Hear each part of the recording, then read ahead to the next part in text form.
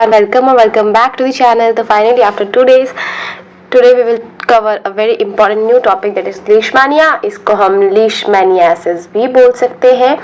This leishmaniasis is usually an SAQ question. ठीक है, तो इसके बारे में हमको ज़्यादा नहीं पढ़ना, बट हमको एक बार थोड़ा सा नॉलेज होना चाहिए क्योंकि ये एग्जाम के लिए इंपॉर्टेंट क्वेश्चन बन जाता है. ठीक है, ऐसे क्यों बन जाता है. सबसे पहले अगर हम लीशमैनिया के लिए जाने तो ये ऑब्लिगेट पैरासाइट है. ऑब्लिगेट पैरासाइट का मतलब पता है क्या होता है. ऑब्लिगेट मतलब रिस्ट्रिक्टेड.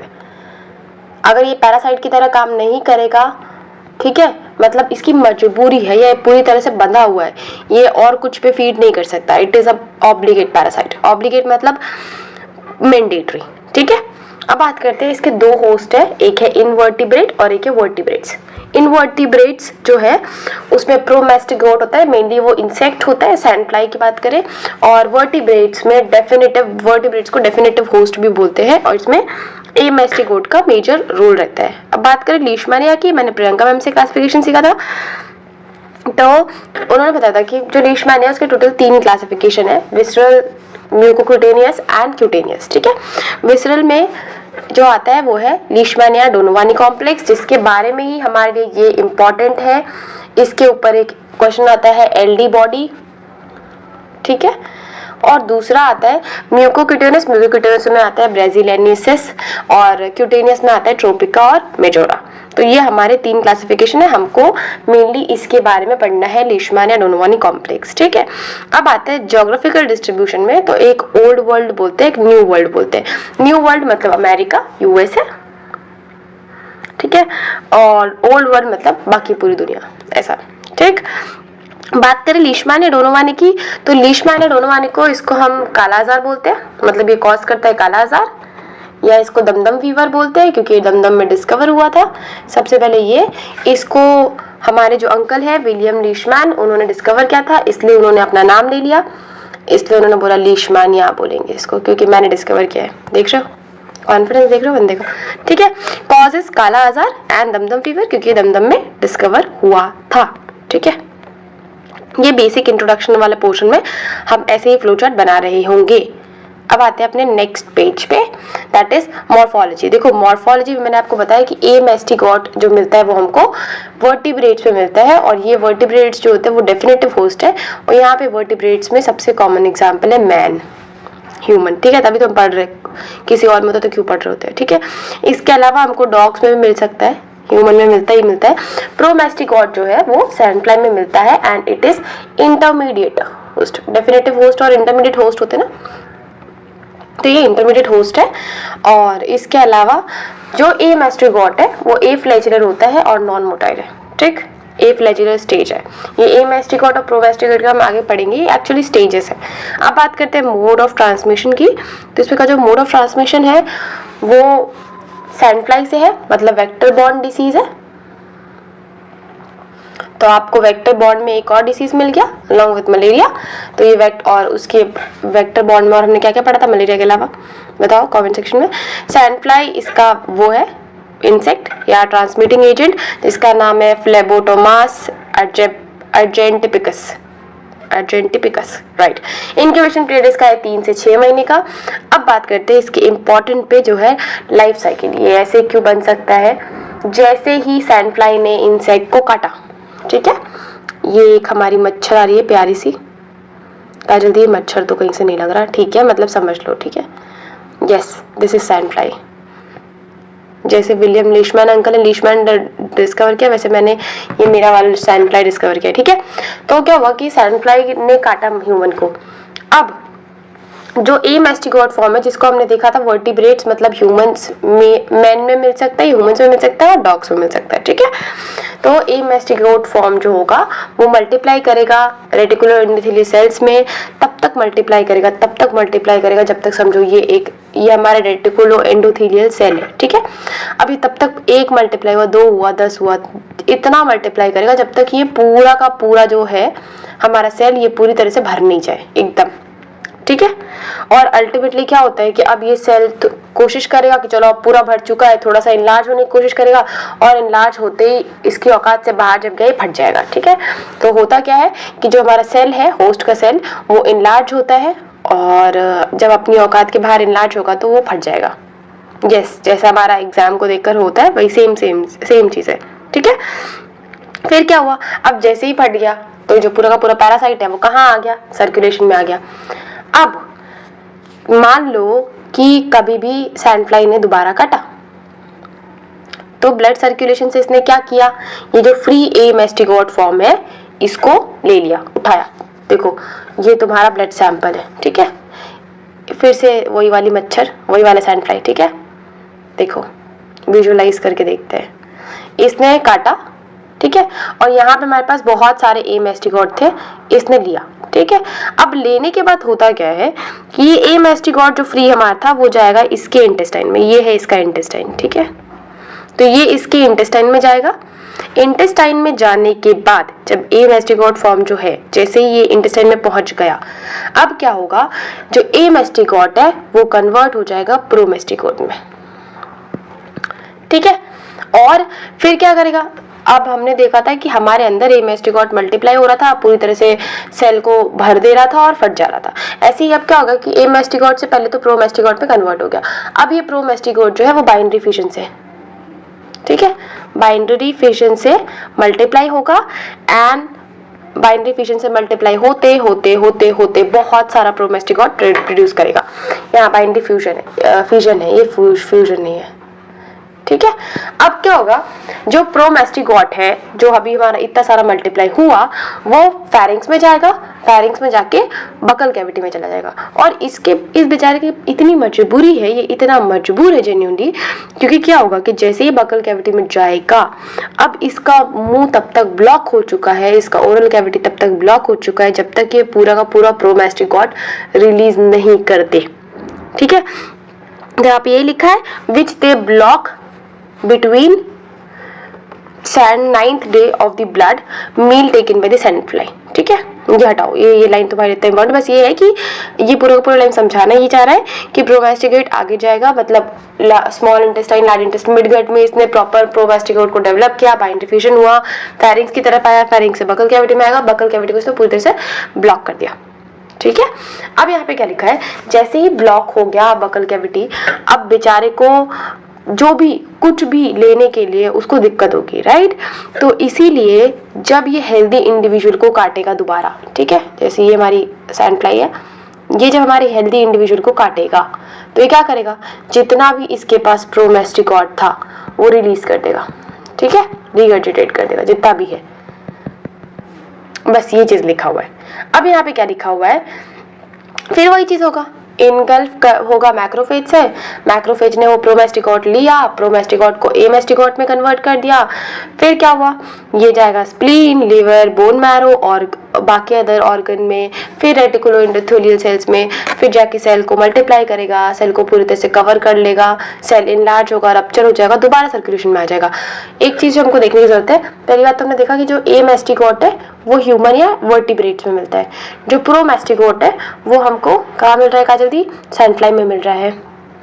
अब एक इंपॉर्टेंट चीज हमको जाननी है कि प्रोमेस्टिगोट से ए मेस्टिगोट कहाँ बन रहा है काजल दी, ये हमारे मैक्रोफेज के अंदर बन रहा है, ठीक है। और ए मेस्टिगोट से प्रोमेस्टिगोट जो है वो कहाँ बन रहा है काजल दी, ये हमारे जो इंसेक्ट था सैंडफ्लाई, हमारे वो जो देख रहे हो इंसेक्ट के मिडगट में बन रहा है। तो ये दो इंपॉर्टेंट चीज है, आपसे पूछ सकते हैं तो और कंफ्यूज भी हो सकते हैं। तो ये साइकिल ऐसे ही कंटिन्यू होगा जैसे मैंने आपको दोबारा भी बताया। बस एक चीज जो है वो नोट कर लो कि ए मेस्टिगोट जो है वो ह्यूमंस में मिलेगा, ठीक है, प्रोमेस्टिगोट जो है वो इंसेक्ट में मिलेगा।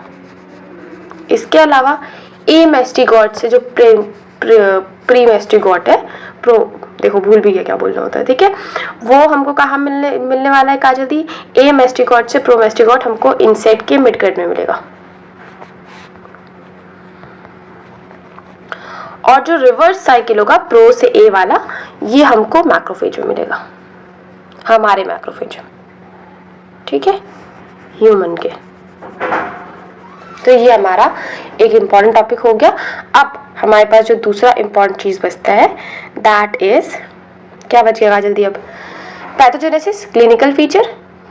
तो पैथोजेनेसिस की बात करें तो इसको हम काला आजार बोलते हैं या विसरल लीशमैनियासिस बोलते हैं। किसको? मेनली लीशमानिया डोनोवानी को। ठीक है, और इसका इंक्यूबेशन पीरियड हमने पहले भी देखा, 3 से 6 महीने के आसपास होता है। क्लिनिकल फीचर हमको इसमें देखने को मिलेगा पायरेक्सिया, स्प्लीनोमेगाली, हिपैटोमेगाली, जहां जहां जाएगा वहां वहां रेप्लिकेट करेगा, उस एरिया को इन्फेक्ट करेगा। बोन मैरो में गया, लिवर में गया, स्प्लीन में गया, जहां भी गया। ठीक है, लिम्फ नोड्स में गया और अनीमिया कॉज करेगा ये। इसके अलावा एक और चीज इंपॉर्टेंट है कि अनट्रीटेड पेशेंट, अगर किसी को लीशमैनियासिस है और उसको हमने ट्रीट नहीं किया या उसने इग्नोर किया, तो क्या होगा कि उसकी डेथ हो जाती है 2 साल के अंदर। लीशमैनियासिस के कारण नहीं, बल्कि सेकेंडरी इन्फेक्शन के कारण। जैसे कि एड्स में हम देखते हैं ना कि एड्स के कारण डेथ नहीं होती, बल्कि एड्स से रिलेटेड टीबी भी हो जाए तो भी इंसान की डेथ होने के चांसेस बढ़ जाते हैं। राइट, अब बात करें इसके लैब डायग्नोसिस की, तो इसकी लैब डायग्नोसिस में हम क्या क्या ले सकते हैं काजल? देखो, ये जो मेनली इफेक्ट करता है ना, ये हमारे रेटिकुलो एंडोथेलियल सेल्स को करता है, मतलब liver, bone marrow, spleen, lymph node, इन सबको इफेक्ट करता है। तो हम कहीं से भी एस्पिरेट निकाले तो हमको पहली बात ये स्पेसिमेन मिल सकता है। दूसरा, ए मैस्टिगोट जो है वो ब्लड में तो फैलेगा ही फैलेगा, जैसे रप्चर होगा सेल, तो ब्लड सैंपल भी ले सकते हैं। अब एक इम्पॉर्टेंट टॉपिक आता है, दिस इज वेरी एसक्यू, हमारा बनता है, बहुत फ्रीक्वेंट पूछते भी है। तो पेरिफेरल ब्लड स्मीयर सबसे पहले हम करेंगे, जिसको हम लीशमैन या जिम्सा या राइट स्टेन से स्टेन करके देखेंगे। और इसमें हमको क्या क्या मिलेगा? लीशमैनिया डोनोवानी बॉडी कॉम्प्लेक्स मिलेगा। ये होता क्या है? इसमें हमको ए मैस्टिगोट फॉर्म देखने को मिलेगा और ये हमारे मैक्रोफेज अंकल है। मैक्रोफेज के रोल से ही ये जो ए मैस्टिगोट है क्या हो पाएगा काजल दी? प्रोमैस्टिगोट में कन्वर्ट हो पाएगा। ठीक, सॉरी, प्रोमैस्टिगोट जो है वो ए मैस्टिगोट में कन्वर्ट हो पाएगा। तो लीशमैनिया डोनोवानी पूछा जाता है, एलडी बॉडी पूछते हैं, लीशमैनिया डोनोवानी बॉडी। ये होता क्या है? It is presence of amastigote form plus macrophage. ठीक, अब आते हैं हमारे पास नेक्स्ट टॉपिक के ऊपर, दैट इज दूसरा कल्चर मीडिया। पहला हमने पेरिफेरल स्मीयर बनाया जिसमें हमको एलडी बॉडी देखने को मिल रहा था। दूसरा हमारा है कल्चर में 3-4 चीजें हैं। सबसे पहले तो होता है इसमें, देखो, NNN दैट इज नोवी, मैक नील मतलब एन वाला नील, एंड निकोले। इसको हम 22 से लेकर 24 डिग्री तक में वो करते हैं। टेम्परेचर का इसका ऑप्टिमम टेम्परेचर 22 से लेकर 24 तक है। ये प्रोमैस्टिगोट को डिमॉन्स्ट्रेट करता है, मतलब इसमें हमको प्रोमैस्टिगोट देखने को मिलेगा अल्टीमेटली। ठीक है, इसके अलावा आता है हॉकमेयर्स मीडियम। हॉकमेयर्स मीडियम आपको एमसीक्यू में पूछ सकते हैं। तो हॉकमेयर्स मीडियम NNN मीडियम से भी ज्यादा अच्छा है क्योंकि ये सेंसिटिविटी से ज्यादा अच्छी है। फिर हमने बोन मैरो एस्पिरेट किया, बोन मैरो से हमको ए मैस्टिगोट देखने को मिल जाएगा।